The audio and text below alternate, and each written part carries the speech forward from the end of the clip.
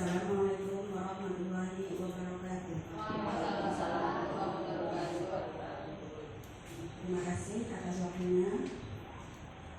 Pada pertemuan kali ini saya akan menyampaikan aksi nyata saya modul 1.4 budaya positif sebagai salah satu tugas sebagai calon guru penggerak angkatan 6 Kabupaten Kebumen. Sebelumnya perkenalkan, saya Ari Subekti dari TK Negeri Pembina Kebumen dengan alamat Jalan Indra Kila nomor 36 Kebumen, kelas 06.08A1 dengan fasilitator Ibu Sri Dewi Mulyaninati dan pengajar praktek Ibu Erna Umu Nur Laila. Pada pertemuan kali ini, perkenalkan saya akan menyampaikan prakarsa perubahan, yaitu menanamkan nilai-nilai sikap ketuhanan dalam kebiasaan sehari-hari. Agenda hari ini: 1. Pembukaan, 2. Kegiatan inti, dan 3. Penutup. Yang pertama, pembukaan.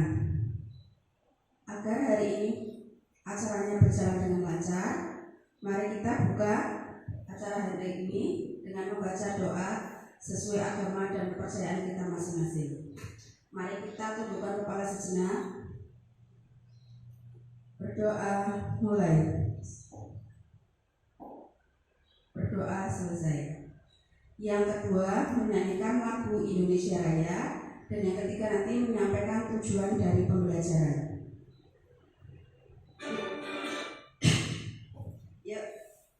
Untuk menyanyikan lagu Indonesia Raya, kita berdiri sejenak Ibu.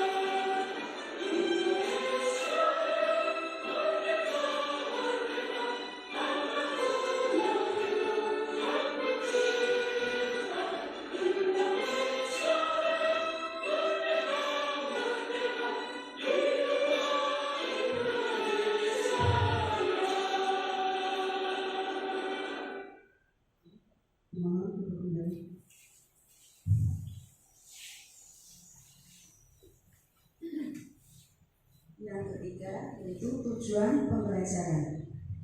Yakni di sini kami akan menyampaikan pembelajaran dari penerapan konsep inti dari modul budaya positif serta pemahaman mengenal konsep-konsep inti dalam budaya positif. Yang kedua, kegiatan inti, latar belakangnya menerapkan sikap yang mengandung nilai-nilai ketuhanan kepada anak didik dan menumbuhkan kesadaran baik dan buruk dalam perilaku sehari-hari. Yang kedua, menciptakan suasana yang aman dan nyaman perlu diciptakan dalam proses penanaman nilai-nilai sikap ketuhanan. Yang ketiga, membagikan pemahaman terhadap konsep-konsep kunci dalam modul budaya positif, yaitu perubahan paradigma belajar, disiplin positif, motivasi perilaku manusia, kebutuhan dasar, posisi kontrol restitusi sebagai tugas calon guru penggerak untuk melakukan aksi nyata. Ini konsep inti budaya positif. Di sini nanti kami akan jelaskan makna dari disiplin, ada teori motivasi, nilai-nilai kebajikan universal, keyakinan kelas, 5 posisi kontrol, segitiga restitusi, dan 5 kebutuhan dasar manusia. Nah, apakah makna disiplin? Berasal dari bahasa Latin disciplina, yaitu artinya belajar. Makna asal dari kata ini berkonotasi dengan disiplin diri dari murid-murid. Menurut Socrates dan Plato, disiplin diri membuat orang menggali potensinya menuju sebuah tujuan, apa yang dihargai. Namun dalam budaya kita, makna kata disiplin telah berubah menjadi sesuatu yang dilakukan seseorang pada orang lain untuk mendapatkan kepatuhan. Kecenderungan umum adalah menghubungkan kata disiplin dengan ketidaknyamanan, bukan dengan apa yang kita hargai atau pencapaian suatu tujuan mulia. Selanjutnya, nilai-nilai kebajikan universal. Nilai-nilai kebajikan adalah sifat-sifat positif manusia yang merupakan tujuan mulia yang ingin dicapai setiap individu. Nilai-nilai tersebut bersifat universal dan lintas bahasa, suku bangsa, agama maupun latar belakang. Bisa setiap perilaku atau perbuatan yang memiliki suatu tujuan. Menurut Dr. William Glasser pada teori kontrol tahun 1984, dengan mengaitkan nilai-nilai kebajikan yang diyakini seseorang, maka motivasi intrinsiknya akan terbangun, sehingga menggerakkan motivasi dari dalam untuk dapat mencapai tujuan mulia yang diinginkan. Pendapat dari Dian Rosen pada tahun 1998. Nilai-nilai kebajikan yang ingin dicapai oleh setiap anak Indonesia kita kenal dengan profil pelajar Pancasila, yaitu beriman, bertakwa kepada Tuhan Yang Maha Esa, dan berakhlak mulia, mandiri, bernalar kritis, berkebinekaan global, bergotong royong, dan kreatif. Teori motivasi perilaku manusia. 1. Untuk menghindari ketidaknyamanan atau hukuman. Apa yang akan terjadi apabila saya tidak melakukannya? Itu termasuk motivasi eksternal. Yang kedua, untuk mendapatkan imbalan dari orang lain atau institusi. Apa yang akan saya dapatkan apabila saya melakukannya? Termasuk motivasi eksternal. Dan yang ketiga, untuk menghargai diri sendiri. Saya akan menjadi orang yang seperti apa bila saya melakukannya? Motivasi internal atau tujuan dari disiplin positif. Merdeka. Menurut Ki Hajar Dewantara, merdeka itu artinya tidak hanya terlepas dari perintah, akan tetapi juga cakap buat memerintah diri sendiri. Pendapat dari Ki Hajar Dewantara, pemikiran konsepsi keteladanan sikap merdeka, cetakan kelima tahun 2013, halaman 469. Nah, di sini nanti ada dihukum oleh penghargaan, bahwa penghargaan berlaku sama dengan hukuman dalam arti meminta atau membujuk seseorang melakukan sesuatu untuk memenuhi suatu tujuan tertentu dari orang yang meminta atau membujuk. Dorongannya eksternal dan akan ada faktor ketergantungan. Beberapa dampak dari pemberian penghargaan. Pendapat dari Alfred Horn pada tahun 1993. 1. Pengaruh jangka panjang dan jangka pendek. Kedua, penghargaan menghukum. Ketiga, penghargaan mengurangi ketepatan. Yang keempat, penghargaan tidak efektif. Yang kelima, penghargaan merusak hubungan. Dihukum oleh penghargaan. Penghargaan itu menurunkan kualitas. Penghargaan itu mematikan kreativitas anak. Penghargaan mengurangi motivasi intrinsik. Dalam memberikan apresiasi atau pengakuan, perlu diingat beberapa hal. 1. Beri pengakuan secara khusus. Yang kedua, beri pengakuan secara pribadi. Yang ketiga, beri pengakuan kepada sesama murid bergantian. Yang keempat, beri pengakuan secara konsisten. Yang kelima, fokus pada proses. Nah, di sini ada perbedaan hukuman dan konsekuensi. Hukuman itu sesuatu yang menyakitkan, harus terjadi. Yang kedua, membuat anak sakit, baik fisiknya maupun hatinya, itu dalam jangka waktu yang lama ya Bu. Terus yang ketiga, anak membenci kedisiplinan. Jadi kalau apa-apa dihukum, anak lama-lama benci sama disiplin. Kalau aku tidak disiplin, aku pasti dihukum. Yang keempat, mendorong anak menyakiti dirinya sendiri. Yang kelima, anak belajar untuk menyembunyikan kesalahannya. Yang selanjutnya, paksaan. Yang selanjutnya, marah, rasa bersalah, dipermalukan, dan merasa tidak dihargai. Kalau konsekuensi yaitu sesuatu yang harus terjadi.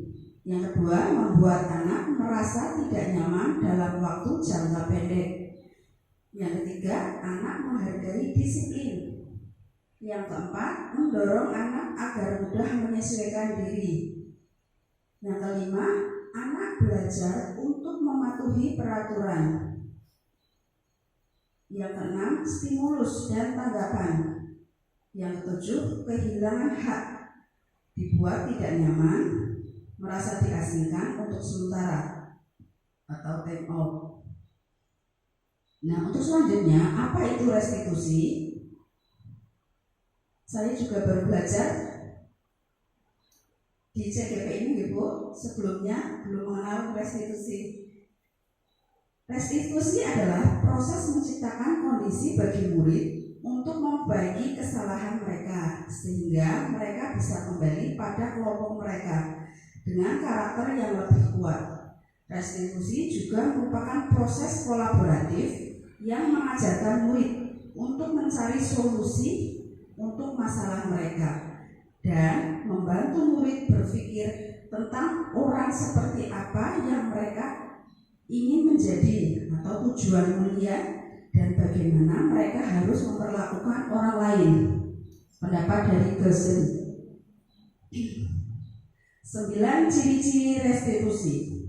1. Bukan untuk menebus kesalahan, namun untuk belajar dari kesalahan.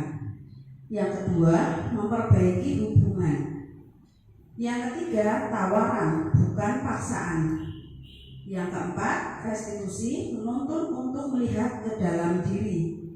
Yang kelima, restitusi mencari kebutuhan dasar yang mendasari tindakan. Restitusi diri adalah cara yang paling baik. Restitusi fokus pada karakter, bukan pada tindakan. Restitusi fokus pada solusi.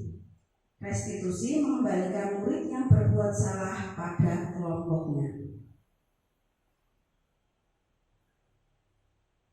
Yang ketiga yaitu keyakinan kelas. Mengapa tidak peraturan saja ya? Mengapa harus keyakinan kelas? Nah, contoh yang pertama, mengapa kita memiliki peraturan harus menggunakan helm bila mengendarai kendaraan roda 2? Mengapa kita memiliki peraturan 3M? Menggunakan masker, mencuci tangan, dan menjaga jarak minimal 1,5 meter. Mengapa kita memiliki peraturan harus datang tepat waktu pada saat mengikuti pelajaran?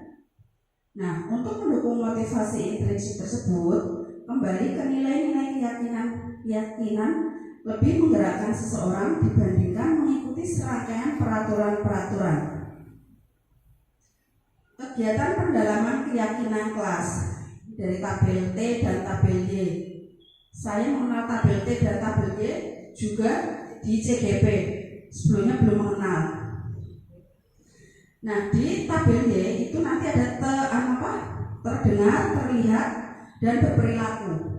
Contohnya yang terdengar, satu orang berbicara, yuk saya bantu, kita bisa selesaikan ini bersama. Terima kasih, tolong ya, permisi, boleh saya pinjam, nanti akan segera saya kembalikan. Itu dari yang terdengar. Tidak kelihatan ya Bu? Nah, yang kedua yang terlihat itu perbuatan berempati terhadap perasaan orang lain.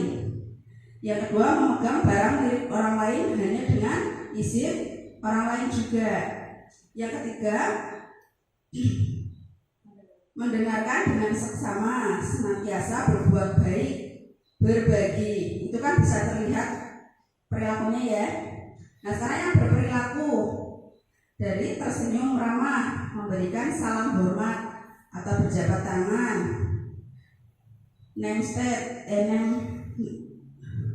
melakukan tangan tidak salim. Salimnya kan sewaktu ada corona ya. Terus memberikan ruang bekerja, postur tubuh yang tenang. Nah, di tabel ya itu sama ya.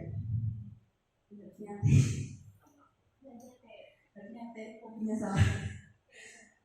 Nah, di sini ada contoh-contoh peraturan dan keyakinan kelas. Peraturannya selalu kembalikan buku ke tempatnya. Kalau sekarang keyakinan kelasnya kan tanggung jawab ya. Peraturan dilarang mengganggu orang lain. Keyakinannya kan menghormati orang lain. Peraturannya hadir di sekolah 15 menit sebelum pembelajaran dimulai. Itu termasuk menghormati orang lain dan berkomitmen untuk selalu datang tepat waktu. Dilarang melakukan kekerasan. Itu kan demi keselamatan dan menghormati orang lain. Dilarang menggunakan narkoba, termasuk dari kesehatan.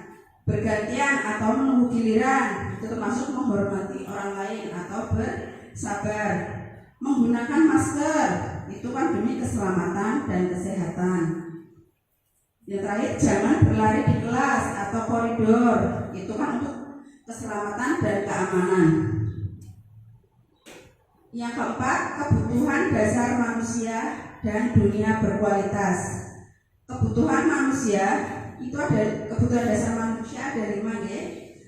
Yang pertama, kebutuhan dasar untuk bertahan hidup atau survival.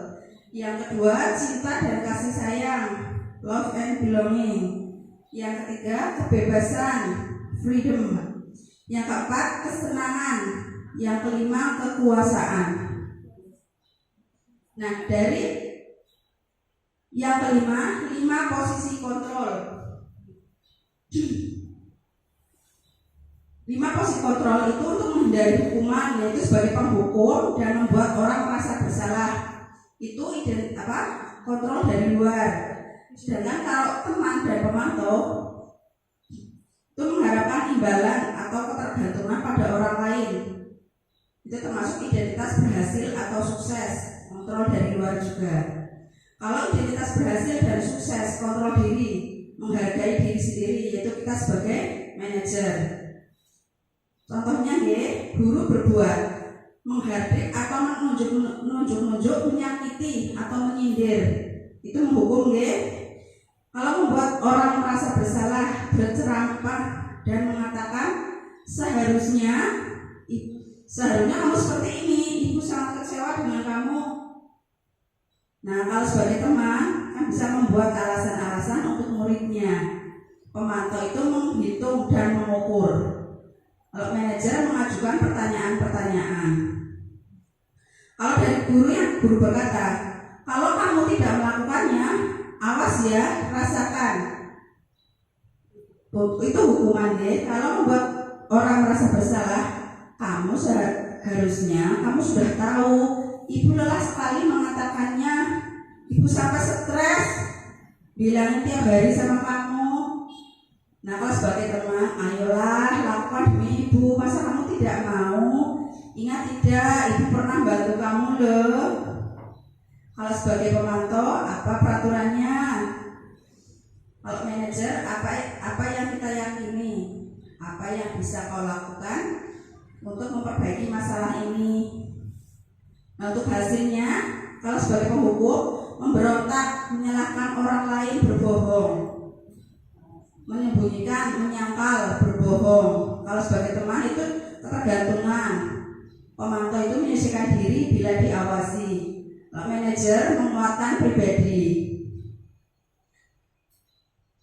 Kaitan dengan dunia berkualitas. Murid meletakkan guru di luar dunia berkualitas. Murid meletakkan guru di dalam dunia berkualitas. Kalau sebagai teman, murid meletakkan guru sebagai orang yang sangat penting di dunia berkualitas. Murid meletakkan guru, peraturan dan hukum di dunia berkualitas. Murid meletakkannya dirinya sebagai individu yang positif dalam dunia berkualitas. Murid berkata, kalau penghukum, biarkan saja, nanti juga marah-marah lagi. Kalau sebagai pembuat orang merasa bersalah, maafkan saya ya Bu. Kalau sebagai teman, saya pikir Bapak Ibu teman saya, ternyata begitu ya, tetap saja marah. Kalau sebagai pemantau, berapa banyak bintang yang harus saya peroleh, berapa halaman yang harus saya tulis. Sebagai manajer, bagaimana caranya supaya saya bisa memperbaiki keadaan ini. Nah, sekarang dampaknya Bu, dampak pada murid. Sebagai penghukum, itu mengulangi kesalahan kembali. Kalau membuat orang merasa bersalah, merasa rendah diri. Kalau sebagai teman, lemah, tidak mandiri, dan ketergantungan sama orang lain. Sebagai pemantau, menitik beratkan pada sanksi atau hadiah untuk dirinya. Dan sebagai manajer, bisa mengevaluasi diri bagaimana cara memperbaiki dirinya sendiri. Nah, segitiga restitusi. Satu, itu menstabilkan identitas. Tujuannya untuk membuat anak yang merasa gagal karena berbuat salah menjadi positif terhadap dirinya. Guru berkata, berbuat salah itu hal yang manusiawi, tidak ada manusia yang sempurna. Bapak ibu guru juga pernah salah. Kita pasti bisa menyelesaikan permasalahan ini. Bapak atau ibu tidak tertarik untuk mencari tahu siapa yang benar dan siapa yang salah. Bapak ibu guru terlihat lebih tertarik untuk menyelesaikan masalah. Kalau kamu menyalahkan dirimu sendiri terus-menerus, apakah kamu bersikap baik pada dirimu sendiri? Yang kedua, validasi kebutuhan. Membantu murid mengenali basic need atau kebutuhan dasar yang ingin dipenuhinya ketika melakukan kesalahan itu. Pada dasarnya, setiap tindakan manusia tujuannya adalah memenuhi kebutuhan dasar. Apakah itu power, freedom, love and belonging, fun and survival. Itu kebutuhan dasar manusia tadi, Ibu. Guru berkata, kamu bisa saja kan melakukan hal yang lebih buruk, tetapi kamu tidak melakukannya kan? Kamu pasti punya alasan mengapa melakukannya. Apa yang penting bagi kamu? Kamu boleh tetap berusaha menjaga sikap itu, tapi tambahkan sikap yang lain yang baru. Maukah kamu belajar cara lain untuk mendapatkan yang kamu butuhkan tanpa harus memukul? Misal anak memukul, gitu. Apakah kamu bisa melakukan dengan baik lagi besok hari? Yang ketiga, menanyakan keyakinan kelasnya. Anak melihat kesalahannya dihubungkan dengan norma sosial dan nilai-nilai yang mendasari manusia berinteraksi dengan orang lain. Contohnya, apa nilai yang kita percaya di kelas? atau sekolah kita? Nilai-nilai universal apa yang telah kita sepakati bersama? Kelas yang ideal itu seperti apa sih? Kamu ingin jadi anak seperti apa? Apa yang kamu rasakan setelah melakukan itu? Ketika kamu melakukan itu, kamu menjadi orang yang seperti apa? Itu contoh-contoh menanyakan keyakinan dari segitiga restitusi. Nah, tujuan dari implementasi ini satu, untuk menerapkan budaya positif di kelas atau di sekolahan. Yang kedua, menumbuhkan kesadaran dan menerapkan akan nilai baik dan buruk dalam perilaku sehari-hari. Yang ketiga, menerapkan dalam bentuk pembiasaan yang direncanakan secara matang. Yang keempat, mengenalkan sikap adanya Tuhan melalui ciptaannya pada anak didik. Yang kelima, menghargai diri sendiri, orang lain, dan lingkungan sekitar sebagai rasa syukur kepada Tuhan. Yang keenam, anak didik mampu bertanggung jawab dan mandiri. Yang ketujuh, pembentukan karakter yang baik pada anak TK Negeri Pembina Kebumen. Lini masa implementasi itu menanamkan nilai-nilai sikap ketuhanan dalam pembiasaan sehari-hari.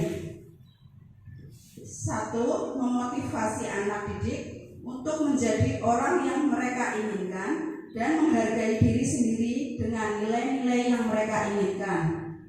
Yang kedua, membuat keyakinan kelas.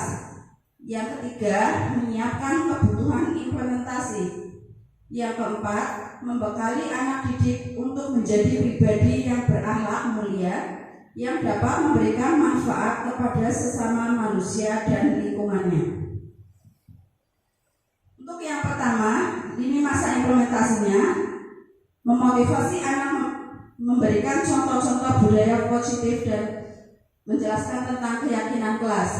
Di sini kemarin saya lakukan sewaktu mau ekstra nari, di situ saya buat kesepakatan di mana antara laki-laki dan perempuannya nanti kan bergantian untuk menarinya. Jadi saya buat kesepakatan dulu biar anak tidak lari-lari, biar teratur gitu. Nah, untuk yang kedua, ini masa implementasi, membuat pertanyaan-pertanyaan memantik anak didik berpendapat tentang keyakinan kelas. Sewaktu di kelas, saya membuat pertanyaan-pertanyaan sewaktu membuat keyakinan kelas. Nah, yang ketiga, menyiapkan kebutuhan implementasi, yaitu mengajari anak untuk berdoa sebelum dan sesudah makan. Yang keempat, membekali anak didik untuk menjadi pribadi yang baik dan berakhlak mulia dalam memberikan manfaat kepada sesama manusia dan lingkungannya. Satu, dengan doa sebelum dan sesudah kegiatan. Yang kedua, berdoa sebelum dan setelah makan. Yang ketiga, belajar menanam tanaman.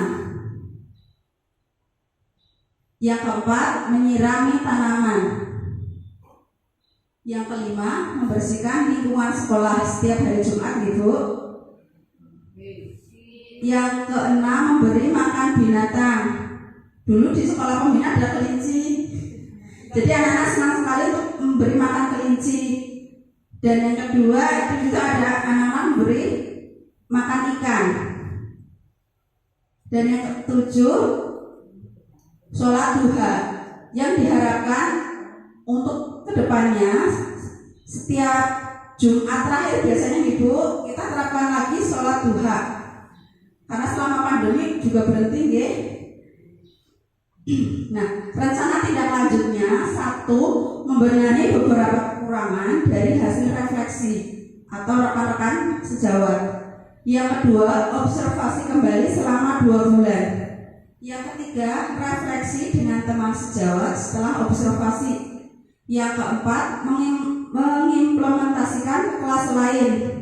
Yang kelima, refleksi hasil implementasi.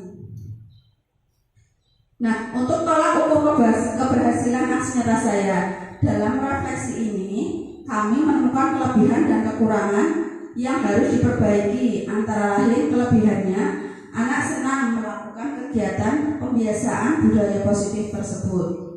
Kekurangannya, di situ belum muncul anak-anak untuk melakukan kegiatan sendiri ketika guru tidak ada atau tidak berangkat. Jadi untuk kegiatan melakukan menyiram tanaman atau memberi makan itu kadang masih berebutan. Jadi belum teratur ya. Nah, sekian dari saya. Ada pantun, ketemu mantan jangan bersedih. Cukup sekian dan terima kasih.